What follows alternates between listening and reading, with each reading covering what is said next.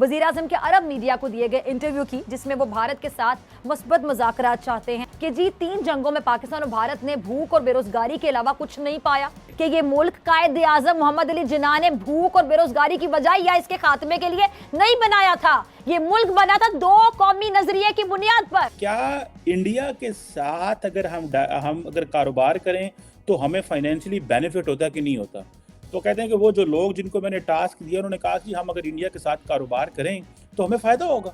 India और पाकिस्तान के दरमियान बॉर्डर खोल दिए जाएंगे, इंडियन प्राइम मिनिस्टर पाकिस्तान आएंगे और उसके बाद वो यहाँ आके कुछ चीज़ें अनाउंस करेंगे। तो अब भी अगर इंडिया संजीदा है और बिल्कुल इसमें कोई शक नहीं है कि पूरा रीजन जो है वो तरक्की करेगा अगर पाकिस्तान और भारत के दरमियान मामला ठीक हो जाते हैं। सबसे ज़्यादा जो इन्फ्लुएंस आज सबसे ज़्यादा इन्फ्लुएंस वो अरब स्टेट्स का है, क्योंकि प्राइम मिनिस्टर मोदी जितनी उनकी बातें सुन रहा है, प्राइम मिनिस्टर मोदी को पता है कि जिस तरह I2U2 एक यूएई के साथ है, सऊदीज़ के साथ वो करीब हो रहे हैं, क्योंकि प्राइम मिनिस्टर मोदी का एक विजन ये है कि भाई अरबों के पास पैसा है, इनके पास तेल है, इधर अपनी लेबर भेजो, आपकी जितनी एजुकेटेड मिडिल क्लास है इंडिया की सारी वहाँ भेजो, वो वहाँ से रेमिटेंस आएगी, फिर अरब वर्ल्ड और इजराइल और अमेरिका के साथ मिलकर सारी इन्वेस्टमेंट जो है वो इंडिया में ड्रॉ करो।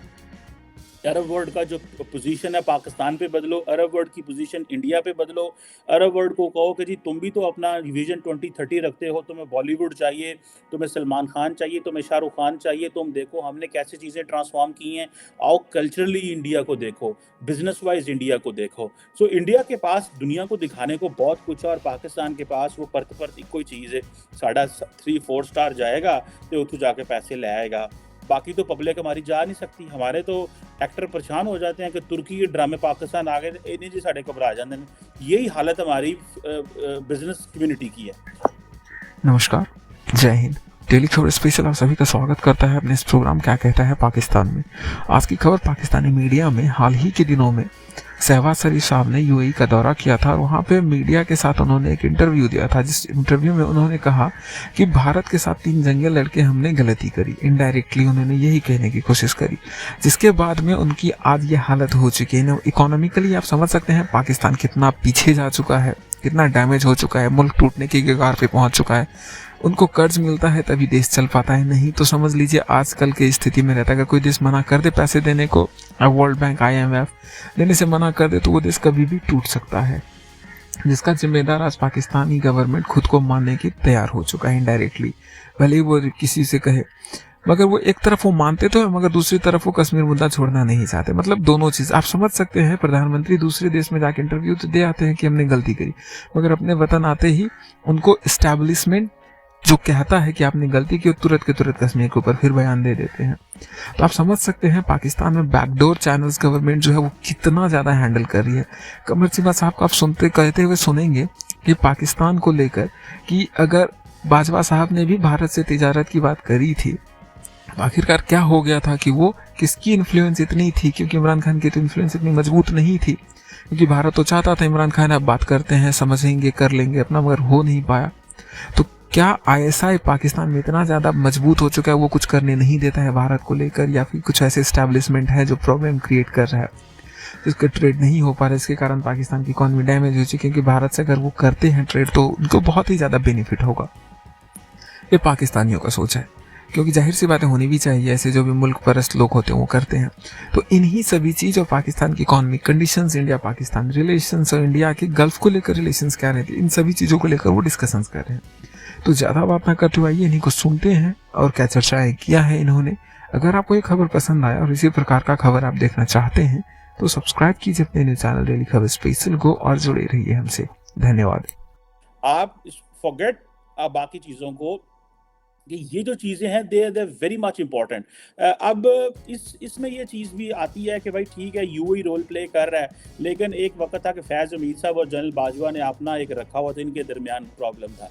ये कहा जाता है कि जो डीप स्टेट है, जो आपकी मिलिट्री इस्टेब्लिशमेंट, जो ISI है, दैट डीप इनसाइड जो लोग बैठे होते हैं, they are basically at the problem, वो क्रिएट कर रहे होते हैं और वो समझते हैं कि ये चीज़ें नहीं, क्योंकि उनके अंदर दिमाग के अंदर वो एक चीज़ चल रही होती है। सो अब फॉर एग्जांपल अगर जनरल बाजवा ने, मैंने आपको बताया कि नेशनल डिफेंस यूनिवर्सिटी में ये बात की कि यार ठीक है इंडिया के साथ कारोबार करना चाहिए, तो दिन फिर क्या रुकावट थी? इमरान खान रुकावट थी। इमरान खान तो कोई इतनी लंबी छोटी रुकावट नहीं हो सकती, उसको तो उन्होंने सेट कर लेना था। ठीक है, लेकिन वो जारी बात है कि इमरान खान को ये था कि अगर मैं जनरल बाजवा की बात मान भी लूँ, जारी बात है is a prime minister and India के अंदर जब मुझे याद है कि मैं 2018 में जब इमरान खान आए तो मुझे बहुत सारे इंडियन टेलीविज़न पूछते थे कि इमरान खान आया है और अब तो पाकिस्तान से बात करनी और ज़्यादा आसान हो गई है क्योंकि ये मिलिट्री इस्टेब्लिशमेंट का बड़ा चहेता है, फ़ौज उसको लेके आई है। मुझे याद है, मुझे forgot the name of the general साहब इन इंडिया, एक तो जीडी बख्शी साहब है, एक और है पता नहीं फॉरगॉट हिज नेम, बड़ी बड़ी मूंछें हैं, इंडिया टुडे एंड आज तक पे आते हैं। तो उन्होंने मुझसे सवाल किया था कि आप बताएं क्या होगा, तो मैंने कहा जी मुझे लगता है कि पीपल्स पार्टी और पीटीआई मिल के फ़ौज के साथ मिल के चीज़ें इंडिया के साथ नॉर्मलाइज कर सकते हैं, ये एक है।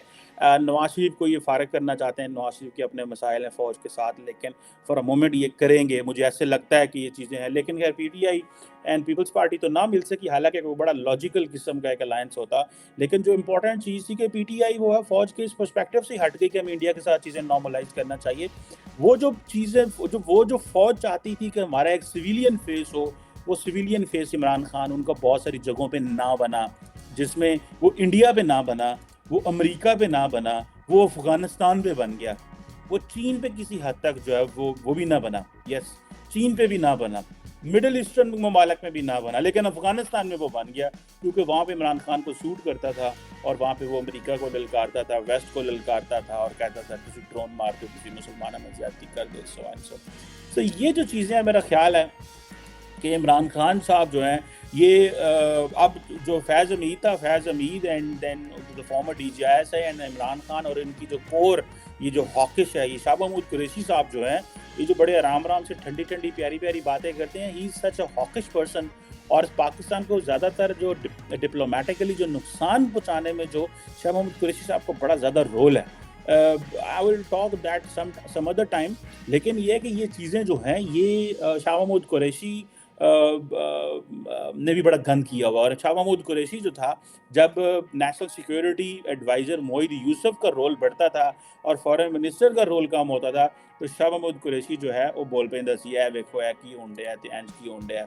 उनको तकलीफ होती थी कि इंडिया जो है फ़ौज जो है वो इंडिया के साथ इंगेज कर रही है, तो मैनू माइनस कर दी भी, मैनू पूछते कोई नहीं है इंडिया फ़ौजी।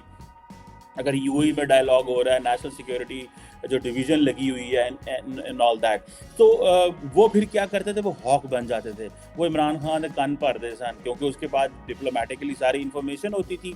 पॉलिटिकली स्मार्ट आदमी है Shah Mahmood Qureshi. So Shah Mahmood Qureshi was basically a spoiler in terms of engagement with the Indians and having good even relations with the Americans as well। और उस हवाले से ये सारा ये जो भी ये साइफर के मामला में, उससे पहले रेमंड डेविस के मामला में भी शाह महमूद कुरैशी ने गन किया है एज ए फॉरेन मिनिस्टर, और क्लियर पिक्चर भी नहीं ली। अलकायदा के बारे में भी वो अपने सवालों के जवाब नहीं दे सके, और भी बहुत सारी चीज़ें हैं। मतलब he is not a politician worth mentioning that he has contributed something. This is my observation, I may be wrong on that. Anyhow, so ये चीज़ें जो हैं ये this is something which is very very very very necessary, which is very important। मैं समझता हूँ कि ये चीज़ें ऐसी हैं। अब इंडिया के साथ यूएई के अच्छे ताल्लुकात हैं, जैसे मैंने बताया कि वो ये सारे मिलके $2 बिलियन की तो एग्रीकल्चर में इन्वेस्टमेंट कर रहे हैं। ये बात सही है कि इंडिया इन यूएई का इन्फ्लुएंस है। जो कभी अमेरिका कहता था इंडिया को कि आओ टेबल पे, तो इंडिया चुप करके आ जाता था। बरतानिया कहता था तो इंडिया आ जाता था। आज पोजीशन बदल गई है उनकी, क्योंकि उनको चाइना के लिए बहुत सारी, इंडिया आज भी मिडल ईस्टर्न कंट्री का और जिन्हों कहते हैं ना ज़्यादा बाहर है, ठीक है। They believe they are heavyweights. उसकी बहुत सारी वजूहत हैं, जैसे कि मैंने कुछ पहले गिनाई है आपको कि ये this is way they believe. Otherwise अब ये जो इमरान, अब जो वज़ीर आज़म ने कहा है, मुझे ज़ाती तौर पे लगता है इंडिया जो है लिफ्ट नहीं कराएगा, मेरी ये अंडरस्टैंडिंग है। देखिए आपका जो सारा जो साउथ एशिया का जो आइडिया है वो फ़र्क हो गया हुआ, ठीक है। And that is because India और पाकिस्तान की हटदर्मी है। मैं पाकिस्तान को ज़्यादा इल्ज़ाम दूंगा उस पर। उसकी वजह यह है कि हम छोटा मुल्क थे, हमें चाहिए था यार अपने लोगों का ख्याल करना। हम 75 साल सिक्योरिटी स्टेट बने रहे। देखें आपने इंटरनली पहले देखनी होती है, दूसरा क्या कर रहा है वो उसको करने दे। आप देखें आपको क्या सूट करता है। पॉलिटिकली डिस्टेबलाइज, इकोनॉमिकली काम नहीं हुआ, आबादी वधन रही है, बोरोड ग्रोथ पे हम गुजारा कर रहे हैं। So that was something. So will India agree to that? ये एक बहुत बड़ा सवाल है। और यूएई को मैं तो समझता हूँ कि जाहिर बात है ये पाकिस्तान की कमजोरी है, ये जो बातें करें।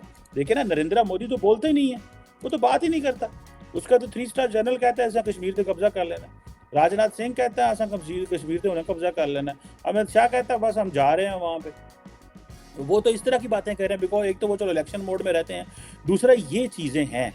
This is something which is obviously very very very very technical and which is something जो मैं समझता हूँ कि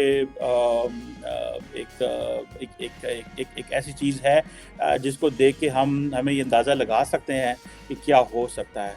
अब मोहम्मद इमरान, क्या नाम है इसका, शहबाज शरीफ ने